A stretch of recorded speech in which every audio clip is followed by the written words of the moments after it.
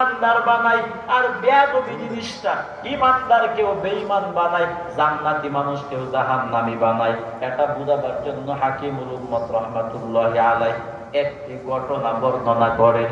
এই ঘটনাটা অনেকে শুনে থাকবেন, আমি বলবো সারা জীবন ঘটনা শুনছেন কিন্তু ঘটনার থেকে কোনো শিক্ষা গ্রহণ করতে পারেন না।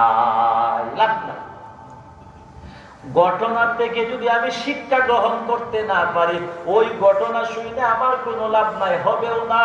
ও নবীর উম্মত হাকিমুল উম্মত রাহমাতুল্লাহি আলাইহি দলিলটা বুঝাবার জন্য আল্লাহর নবী বলেন, মুসা আলাইহিস সালামকে আল্লাহ তাআলা নবী বানায়া পাঠাইলেন। আল্লাহ পাক রব্বুল আলামিন বলেন, ইযহাব ইলা ফিরআউনা ইন্নাহু তাগা।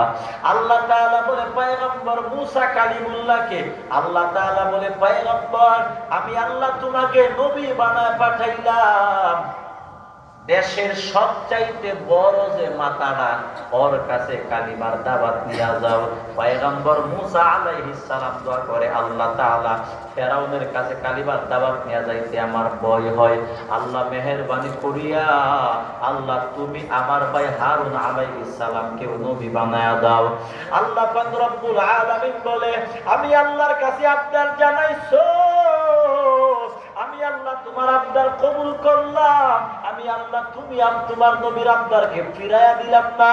আল্লাহ তাআলা বলে, পয়গম্বর আমি আল্লাহ তাআলা কবুল করলাম, তোমার ভাই হারুনকেও আমি আল্লাহ তোমার সঙ্গে নবী বানায়া দিলাম। সাহস বাড়ছে।